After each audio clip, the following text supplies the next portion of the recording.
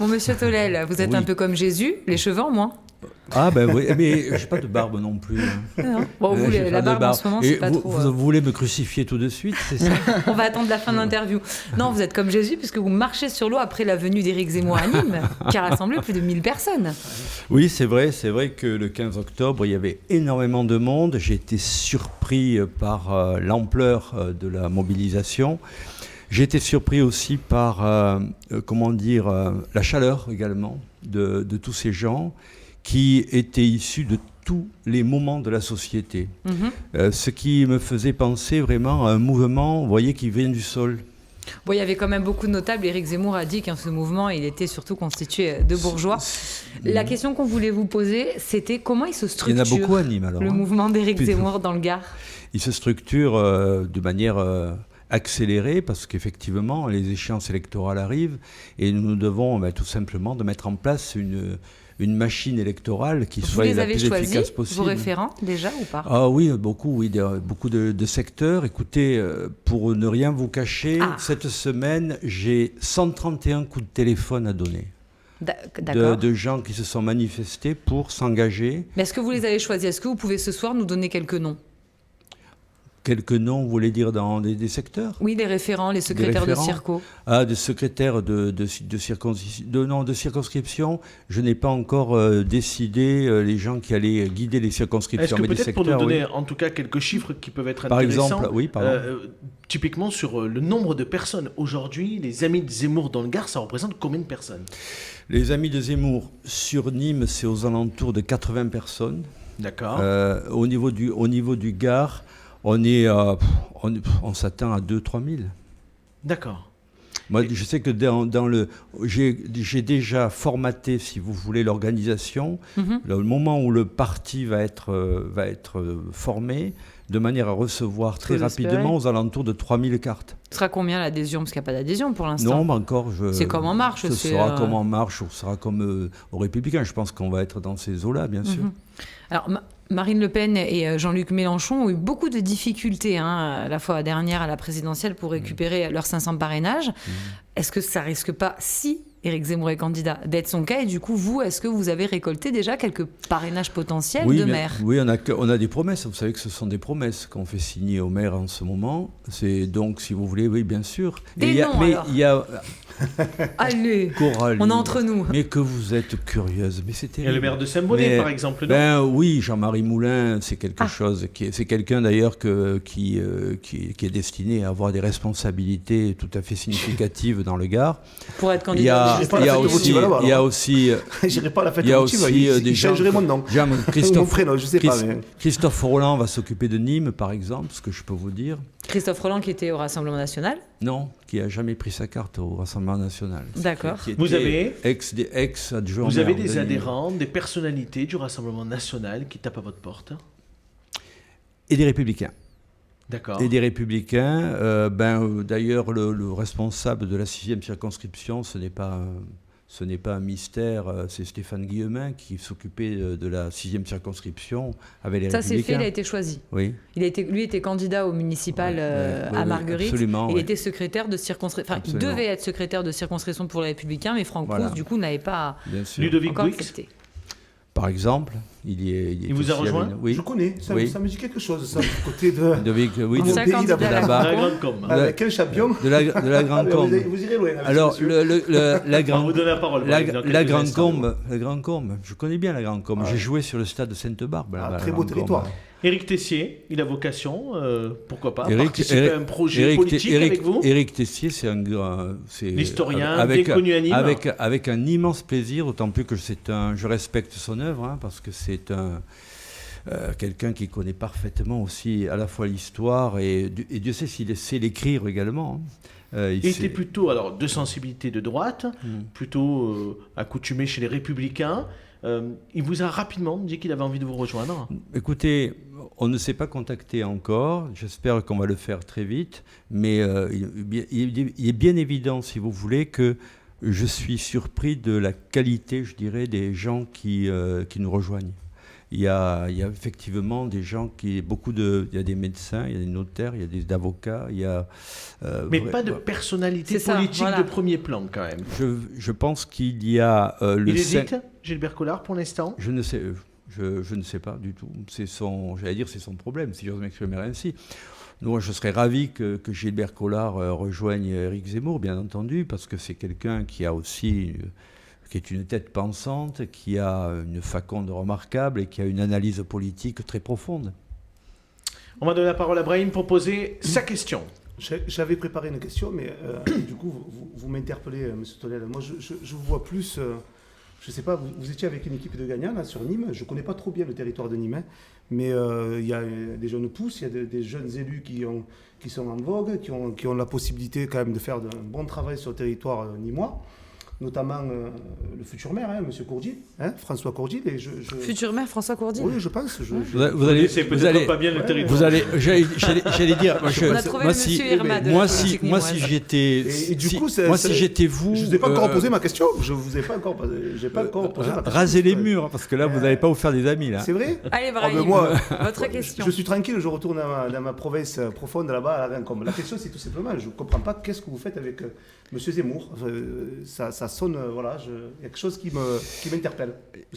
Écoutez, je vais vous répondre. Je vais vous répondre de manière la plus sincère possible. C'est très simple. Vous savez, si je fais de la politique, c'est uniquement pour dire à mes petits-enfants, j'ai essayé. Parce que j'ai fait tout simplement un diagnostic d'une société qui part à la dérive, qui est en danger pour moi. Quand je dis qu'elle est en danger, c'est-à-dire c'est un mode de vie, un héritage historique, une civilisation. Et vous êtes attaché à ces thématiques-là, et puis vous aimez aussi le côté intellectuel. Et pour moi, ce qui compte, si vous voulez, c'est très honnêtement mon devenir dans quelque élection que ce soit, très honnêtement, je m'en fous. Vous ne serez pas candidat aux législatives? Je vais vous dire, je n'ai pas encore décidé. Et moi, ce qui m'intéresse, c'est encore une fois, c'est d'arriver à sauver ce pays. Et très honnêtement, je vois bien quand même que la problématique politique, pour moi, elle n'est pas gauche-droite. Ça, à mon avis, c'est terminé. Ça. C'est maintenant, il y aura des progressistes d'un côté et d'autres des gens qui ne veulent pas que ça s'effondre. Pour arriver à sauver le pays, il faut quand même avoir une dynamique. Et pour l'instant, Éric Zemmour, selon les derniers sondages, il n'a plus le vent en poupe. Comment vous allez faire pour insuffler de nouveau cette dynamique-là et puis pouvoir être aux portes du second tour? Parce qu'Abdel le disait tout à l'heure, il n'y a pas de grosse prise de guerre du côté du RN. Et on se souvient qu'en 2016 ou au début 2017, Emmanuel Macron avait eu le soutien de François Bayrou, le président du MoDem, et c'est ça qui l'avait aidé à... C'était la toute fin de la campagne. Toute fin de la campagne. Mais en tout cas, c'est ça qui l'avait vraiment aidé. Et là, du côté d'Éric Zemmour... Mais Coralie, je suis d'accord avec votre analyse, mais attendez, quand il va dire « ça y est, je pars à la présidentielle », encore une fois, je vous ai dit, je pense à un effet domino. Et oui, mais on le voit, il a essayé de rallier un peu les classes populaires, de proposer certaines choses. Bon, il a proposé la fin du permis à points, ce qui n'était pas non plus la mesure peut-être la plus terrible pour s'arroger ses voix. Regardez un petit peu. Qu'est-ce qu'il a fait? Il a été brut de décoffrage. On est d'accord. Ça a été raide. Ça a été dur. Non, mais c'est que ça ne répondait pas aux aspirations de la classe populaire. Non, mais il a imposé les thèmes de campagne. Mais est-ce qu'il effraie pas? Dans cette pré-campagne. Est-ce qu'il n'effraie pas aujourd'hui Marc Tonnel? Alors, attendez, en toute franchise. Mais vous savez, je suis sincère, vous le savez, Abdel. Je ne crois pas ce n'est pas pour effrayer, c'est pour imposer les thèmes de campagne. La preuve, il a réussi. La preuve, j'ai écouté, le débat des Républicains comme tout le monde à la télé, comme tout le monde, pas tout comme tout le monde, non. Comme c'est vrai que les thèmes autour de l'immigration, l'insécurité, j'allais vous dire, étaient en permanence manifestement, ils se couraient après un lièvre qui s'appelle Zemmour. D'ailleurs, il y en a quelques-uns qui se sont un petit peu trahis. Brahim, vous vouliez dire quelque chose? Très simplement, quand vous parlez de civilisation et d'histoire, il ne faut pas oublier que l'histoire elle a été faite par des millions de tirailleurs, de personnes pendant la Seconde Guerre mondiale qui ont lutté contre le nazisme, qui ont lutté contre le fascisme. Et il y a des millions de Sénégalais, de Maliens, d'Algériens, de Marocains qui se sont battus pour la liberté de ce monde. Donc ça, il ne faut pas l'oublier. Donc je veux dire, on ne peut pas cracher sur ce genre de truc, monsieur Tolède. Et vous oubliez... Donc l'histoire, c'est bien de la connaître, etc. Mais il ne faut pas tout oublier. Il faut prendre aussi toute l'histoire, dans son ensemble. Voilà, c'est ce que je veux dire. Pourquoi diantre, vous avez tout à fait raison. Vous auriez pu ajouter aussi tous les Sénégalais qui ont donné leur vie sur les fronts de la Première Guerre mondiale. Je m'arrête à la Seconde Guerre mondiale, je ne vais pas loin. Déjà, donc si vous voulez, de ce côté-là, au contraire, je veux dire, ces gens-là sont des Français par le sang versé. Ce que veut dire, Brahim, c'est qu'il ne faut pas peut-être stigmatiser aujourd'hui une communauté qui a aidé la France à se libérer pendant le nazisme, la Seconde Guerre mondiale. Mais personne... Très important.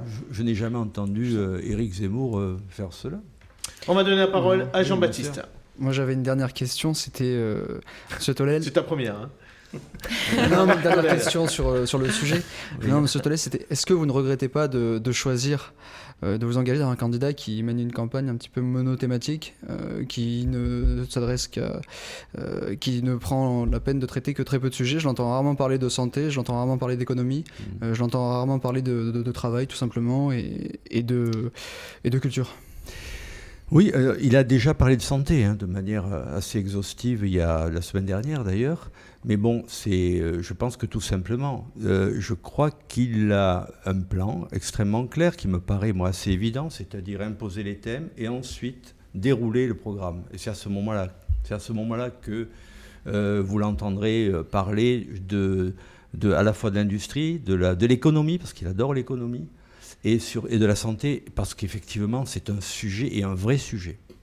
Parce qu'effectivement, et ça rejoint un petit peu l'interrogation de Jean-Baptiste, et quand j'ai employé tout à l'heure le mot qui pouvait effrayer en tout cas des électeurs potentiels, c'est que jusque-là, il a joué beaucoup la carte du coup d'éclat, c'est-à-dire polémique sur polémique, et à mon avis, pour l'instant, il est dans une forme de rejet aujourd'hui parce que les gens commencent un tout petit peu à s'intéresser à l'élection présidentielle et les gens se disent c'est compliqué quand même de mettre ce personnage à l'Élysée. Donc vous avez raison, si effectivement dans les prochains jours il est en capacité de faire d'autres propositions, c'est à ce moment-là que les gens s'intéresseront davantage à lui. Coralie, peut-être une question également sur les propositions d'Éric Zemmour, on en revient parce que pour le Gard, c'est quoi les propositions pour améliorer la vie des Gardois? C'est ça, Coralie? Exactement. Est-ce que, profitez, il y a des Gardois qui nous regardent, vous pouvez nous citer 2 propositions très concrètes qui pourraient améliorer notre quotidien? Très concrètes. Alors là, ça paraît assez facile parce que je n'ignore pas que le Gard appartient à la France. Donc, si vous voulez, c'est assez simple. Je crois que si vous voulez, il veut réformer de manière extrêmement significative l'enseignement. Parce que je crois que ça, c'est très, très important. Mais c'est-à-dire, qu'est-ce qu'il voudrait faire? Je crois que si vous voulez, il faut maintenant arrêter un enseignement qui soit, au contraire, qui va vers le bas. Il faut impérativement inverser complètement la tendance et retrouver tout simplement cette valeur républicaine. D'accord, mais du coup, je repose ancienne. ma question. Qu'est-ce que ça veut dire? Qu'est-ce qu'il compte faire, concrètement? Concrètement, écoutez, vous savez... Déjà, s'attaquer à un mammouth comme à l'éducation nationale, ça va être long et ça va être difficile. Mais je crois que c'est très très important pour nos enfants. Moi, écoutez, c'est pas compliqué. J'ai des amis qui sont dans l'enseignement et dans l'enseignement universitaire. Ils sont effrayés du niveau. D'accord, mais comment on fait? Je crois qu'il faut revoir à fond. Il faut impérativement que l'école fasse en sorte que, on n'y arrivera à la pas fin sur du primaire, l'éducation, on n'aura pas de proposition concrète, mais peut-être un autre thème. Est-ce que vous avez une proposition concrète? Une proposition concrète. Les Républicains, ils en ont des tas. Oui, ils en ont pour le moment, mais j'adore mes amis républicains parce que c'est toujours des amis pour moi. Et ils sont surtout d'ailleurs, ils ont surtout de bons arguments en période de campagne. Après, quand ils ont le pouvoir, c'est pas pareil. Je serais un petit peu plus critique. Alors, Jean-Baptiste, qui représente les jeunes chez les Républicains, c'est vrai ça que vous avez que des propositions pendant la campagne? On a surtout exercé le pouvoir pendant des décennies et juste mis en place la 5e République, donc on fait un peu plus que proposer des choses. Non, simplement, moi, je fais le constat inverse, à savoir que M. Zemmour, lorsqu'il va rentrer en campagne, l'ambiguïté qui le sert aujourd'hui lui fera totalement défaut le moment de la bataille venue. On est très indulgent avec lui, notamment quand il pointe un fusil mitrailleur sur des journalistes ou la légèreté avec laquelle il parle de l'histoire. Aujourd'hui, on est très indulgent quand il parle comme ça, et je pense que c'est parce qu'il est candidat. Qu'il n'est pas candidat le jour où il se déclarera, on ne sort de l'ambiguïté qu'à son détriment.